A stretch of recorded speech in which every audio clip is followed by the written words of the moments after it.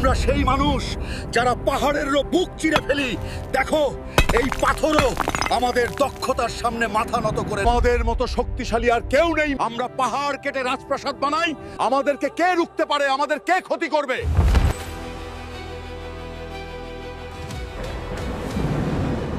আমাদের কোনো অদৃশ্য ঈশ্বরের প্রয়োজন নেই। আমাদের এই দেবতারাই আমাদের উপাস্য। আমাদের পূর্বপুরুষরা যেভাবে এই মূর্তিগুলোর পূজা করেছেন, আমরাও তাই করব। আমাদের কাউকে বোঝানোর দরকার নেই। আমরা কারো প্রলোভনে পড়ব না।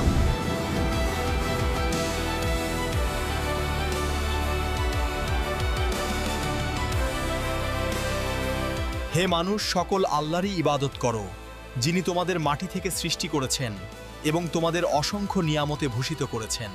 আমরা তোমাকে নবী মানি না। যদি তুমি সত্যিই সত্যবাদী হও, তাহলে আমাদের একটা নিদর্শন দেখাও।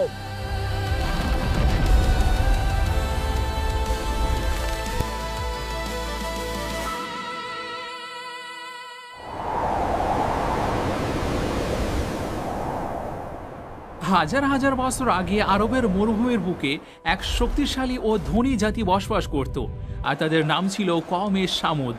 তারা উঁচু উঁচু পাহাড় কেটে তাদের প্রাসাদ বানাতো। উঁচু উঁচু শিলার মধ্যে তাদের ছিল বসতি। তাদের শরীর ছিল বিশাল, দেহ ছিল সুঠাম, আর শক্তি ছিল অপরিসীম। চারিদিকে তাদের ক্ষমতা, কারিগরি, অভিজাত্য ও গৌরবের নিদর্শন ছড়িয়েছিল। কিন্তু ক্ষমতা ও ঐশ্বর্যের সঙ্গে সঙ্গে তাদের হৃদয়ে অহংকারও জন্ম নিল, আর তারা বলতে শুরু করলো, আমরা কাউকে ভয় করি না। আমাদের মতো শক্তি পৃথিবীতে কারো নেই, আর না আমাদের মতো ধন সম্পদ কারোর কাছে আছে। সময়ের সঙ্গে সঙ্গে তারা তাদের প্রকৃত প্রভু মানে আল্লাহ রাব্বুল আলামিনকে ভুলে গেল। তারা নিজের হাতে পাথর কেটে বিশাল বিশাল মূর্তি বানালো, আর সেগুলোকে বলতে লাগলো, এগুলোই আমাদের আসল প্রভু। তারা বলল, আমাদের কোনো ঈশ্বরের প্রয়োজন নেই। আমাদের এই দেবতারাই যথেষ্ট। আমাদের পূর্বপুরুষেরা যেভাবে মূর্তি পূজা করেছে, আমরাও তাই করব। আমাদেরকে কেউ বিপথে নিয়ে যেতে পারবে না। তাদের কণ্ঠস্বর প্রতিধ্বনিত হতো সমগ্র ভূমিতে, কিন্তু তাদের হৃদয়ে ছড়িয়ে পড়েছিল অন্ধকার। মিথ্যা বলা, চুরি করা, অন্যকে হত্যা করাই ছিল তাদের প্রতিদিনের কাজ। এমনই করে তাদের নারীদের হৃদয়েও আল্লাহ ভীতি বলে কিছুই ছিল না। তারা প্রকাশ্যে লজ্জাহীনতায় লিপ্ত হতো। তাদের সমাজে যেই পুরুষ সবচেয়ে শক্তিশালী ছিল, সেই পুরুষ হয়ে হতো নারীদের প্রিয় পাত্র। এক নারী বলে উঠল, আমার হানিসকে খুব পছন্দ, কারণ সে খুব শক্তিশালী। আমার পছন্দ সমাহারকে, কারণ সে অপরাজেয়। এক নারী ঘোষণা করলো যে তোমাদের মধ্যে যে বিজয় হবে, আমি তার সঙ্গেই বিবাহ করব। তারা নিজের মৃত্যুকে ভুলে গিয়েছিল, কিয়ামতের দিনকেও একেবারে ভুলে গিয়েছিল। ঠিক এমন এক সময়ে আল্লাহ রাব্বুল আলামিন এই বিপদগামী জাতির হিদায়াতের জন্য পাঠালেন এক নবী, হযরত সালেহ আলাইহিস সালামকে। তিনি সেই জাতিরই একজন ছিলেন। নেক ছিলেন, বুদ্ধিমান ছিলেন ও সত্যবাদী মানুষ ছিলেন। মানুষ তাকে প্রথম থেকেই চিনত এবং সম্মানও করত। তার জ্ঞান ও প্রজ্ঞার জন্যই সবাই তাকে শ্রদ্ধাও করত। লোকেরা বলতো, হে সালেহ, আপনি তো খুব সৎ মানুষ। আপনি খুব বিশ্বাসযোগ্য ব্যক্তি। আপনি অত্যন্ত বুদ্ধিমান। কিন্তু যখন তিনি তাওহীদের দাওয়াত দিতে শুরু করলেন, আল্লাহর একত্বের কথা বলতে লাগলেন, তখন সেই লোকেরা যারা একদিন তাকে শ্রদ্ধার চোখে দেখত, কিন্তু আজ বলতে শুরু করলো, হে সালেহ, আমরা তো আপনার কাছ থেকে অনেক বেশি আশা করেছিলাম। আমরা ভাবতাম আপনি অনেক বুদ্ধিমান একজন মানুষ। হে সালেহ, আমরা তো আপনার কাছ থেকে অনেক বেশি আশা করেছিলাম। আমরা ভাবতাম আপনি অনেক বুদ্ধিমান একজন মানুষ। এইভাবে শুরু হয়েছিল কওমে সামুদের পতনের কাহিনী। এক জাতি যারা শক্তিতে অহংকারী হয়েছিল আর আল্লাহকে ভুলে গিয়ে নিজে হাতের বানানো মূর্তিকে প্রভু বানিয়েছিল। তাদের মধ্যে একজন বলল, তুমি কি আমাদেরকে আমাদের দেবতার উপাসনা করতে নিষেধ করছো? তুমি তো এক অদ্ভুত ও নতুন কথা নিয়ে এসেছো। হযরত সালেহ আলাইহিস সালাম শান্ত স্বরে বললেন, হে আমার জাতির মানুষ, আল্লাহই তোমাদের প্রকৃত প্রভু। তিনি তোমাদের মাটি থেকে সৃষ্টি করেছেন এবং এই পৃথিবীতে বসবাসের সুযোগও দিয়েছেন। তাই তোমরা শুধু তারই ইবাদত করো আর তারই সাহায্য প্রার্থনা করো, কারণ তিনিই সব কিছুর মালিক। কিন্তু হযরত সালেহ আলাইহিস সালামের এই কথা তাদের হৃদয়ে খুব একটা প্রভাব ফেলল না। জাতির নেতারা বিদ্রোহ করে বলল, তুমি তো আমাদের মতোই একজন মানুষ। যদি সত্যিই তুমি নবী হও, তবে আমাদের সামনে কোনো নিদর্শন দেখাও আর প্রমাণ করো যে তুমি সত্যবাদী।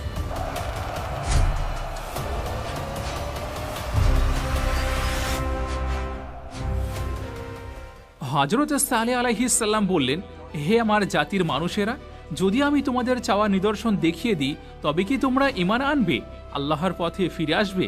এরপর তাদের সর্দাররা বলল, যদি তুমি সত্যিই নবী হও তবে এই পাহাড়ের ভেতর থেকে একটি জীবন্ত উটনি বের করে দেখাও।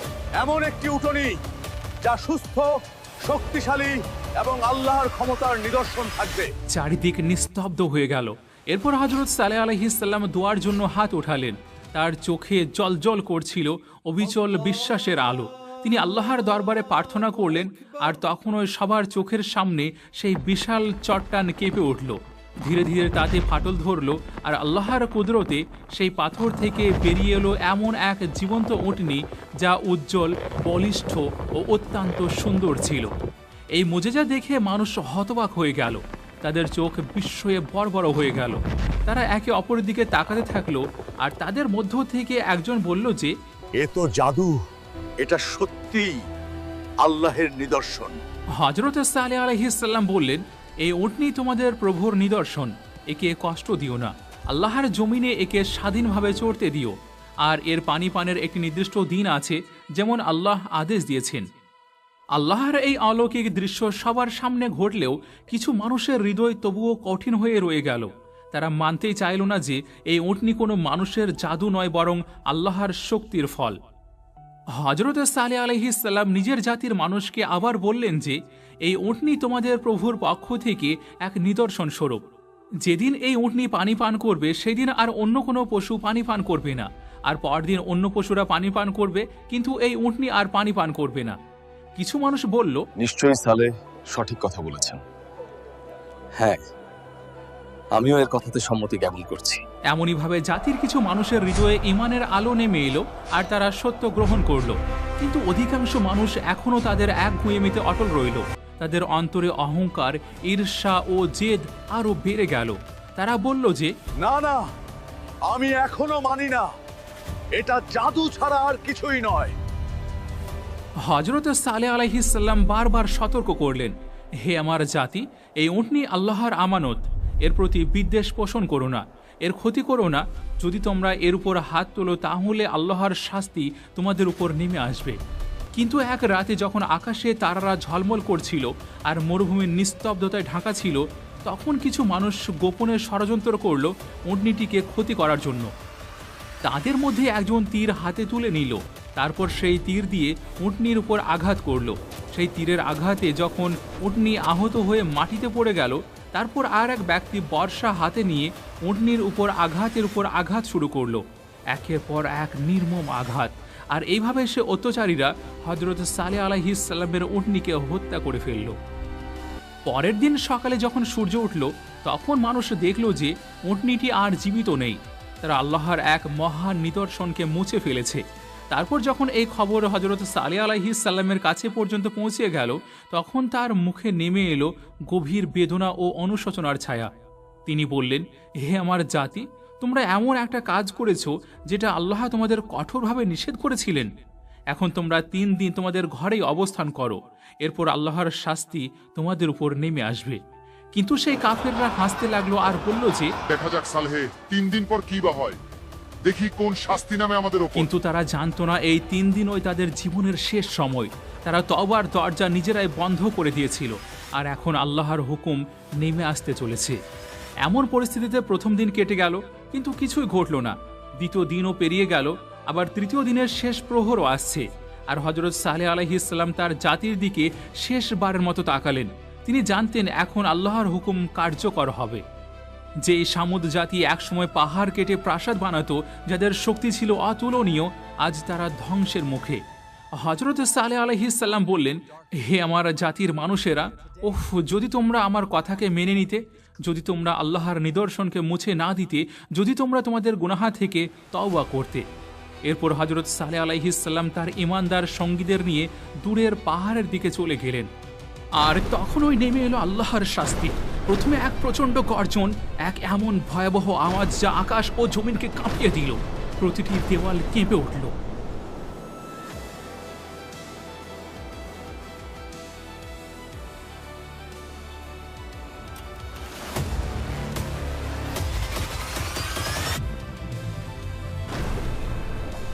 তাদের উঁচু উঁচু পাহাড় কেটে বানানো সেই বিশাল প্রাসাদগুলো একে একে ভেঙে পড়ল। তারপর এলো এক ভয়ঙ্কর ঝড়, যে ঝড় তাদের শহর, তাদের ঘরবাড়ি, তাদের বাগান সবকিছু মাটির সঙ্গে মিশিয়ে দিল। যেই কম একসময় পাহাড় কেটে প্রাসাদ বানাতো, তারা আজ নিজেরাই বালির দানার মতো ছড়িয়ে গেল পৃথিবীর বুক জুড়ে। এরপর যখন ঝড় থেমে গেল, তখন কেবল নিস্তব্ধতা রইল। যেখানে একসময় অহংকার, শক্তি আর গৌরবের গর্জন ছিল, সেখানে এখন শুধু নীরবতা। হযরত সালেহ আলাইহিস সালাম এবং তার সঙ্গীরা ফিরে এলেন, ধ্বংসস্তূপে পরিণত সেই নগরের দিকে তাকালেন। এরপর হযরত সালেহ আলাইহিস সালাম নিজের হাত আকাশের দিকে তুলে বললেন, হে আমার দয়াময় প্রভু, আমি চেষ্টা করেছিলাম তাদেরকে তোর পথে নিয়ে আসার জন্য, কিন্তু তারা নিজেরাই নিজেদের গুনাহে ডুবে গিয়েছে। এইভাবে সেই জাতি যারা একসময় পৃথিবীর সবচেয়ে শক্তিশালী বলে পরিচিত ছিল, কিন্তু তাদের অবাধ্যতা ও অহংকারের কারণে মুছে গেল পৃথিবীর মানচিত্র থেকে। তাদের শক্তি, তাদের সম্পদ, তাদের গর্ব সবই মিশে গেল ধুলোর সঙ্গে। এরপর হযরত সালেহ আলাইহিস সালাম নিজের ঈমানদার সাথীদের নিয়ে এক নতুন অঞ্চলে চলে গেলেন এবং সর্বত্র মানুষকে উপদেশ দিতে লাগলেন আর বললেন যে, হে মানুষ সকল, অহংকার করো না, আল্লাহর নিদর্শনকে অস্বীকার করো না, কারণ যেই মানুষ আল্লাহকে ভুলে যায়, সে নিজে এই পৃথিবী থেকে মুছে যায়। আজও মাদায়েনুস সলের সেই পাহাড়গুলোতে রয়েছে তাদের চিহ্ন, যেখানে সেই জাতি একসময় বসবাস করত, যারা পাথর কেটে প্রাসাদ বানাতো, আর আজ সেই একই পাথর তাদের ধ্বংসের সাক্ষ্য বহন করছে। কমে সামুদের কাহিনী শুধু এক প্রাচীন জাতির পতনের গল্প নয়, এটা মানুষের অহংকার, অবাধ্যতা আর ভুলে যাওয়া বিশ্বাসের করুণ পরিণতির এক অনন্ত শিক্ষা। আল্লাহ কাউকে শক্তি দেন, ঐশ্বর্য দান করেন, প্রজ্ঞা দেন, কিন্তু যখনই মানুষ সেই শক্তির অহংকারে নিজের স্রষ্টাকেই অস্বীকার করতে শুরু করে, তখন ধ্বংস নিশ্চিত হয়ে যায়। পাহাড় কেটে প্রাসাদ বানানো সেই জাতি আজ কেবল ইতিহাসের ধুলোয় লুকিয়ে আছে, কিন্তু তাদের কাহিনী আজও আমাদের মনে করিয়ে দেয় যে, যে মানুষ আল্লাহর দয়া ভুলে যায়, সে যতই বড় হোক না কেন, শেষ পর্যন্ত ধ্বংসই তার শেষ পরিণতি। তাই হে মানুষ সকল, স্মরণ রেখো, অহংকার নয়, বিনয়ই টিকে থাকে, শক্তি নয়, ঈমানই রক্ষা করে। আর আল্লাহকে ভুলে গেলে মানুষ আর মানুষ থাকে না, সে শুধু ধ্বংসের অপেক্ষায় থাকে। তো এটাই ছিল হযরত সালেহ আলাইহিস সালাম এবং কওমে সামুদের বাস্তব কাহিনী। আশা করছি এই কাহিনী থেকে অনেক কিছু শিখতে পেরেছেন। যদি এই ভিডিওটি আপনার পছন্দ হয়, তাহলে এটি আপনার ফ্যামিলি এবং প্রিয়জনের মাঝে অবশ্যই শেয়ার করবেন, হয়তো তারাও এখান থেকে কিছু শিখতে পারবেন। আমাদের এর পরবর্তী পর্বে আমরা আরও এক নবীর জাতির কাহিনী নিয়ে আসবো ইনশাআল্লাহ। ততক্ষণ পর্যন্ত আপনারা আমাদের সঙ্গে জুড়ে থাকুন।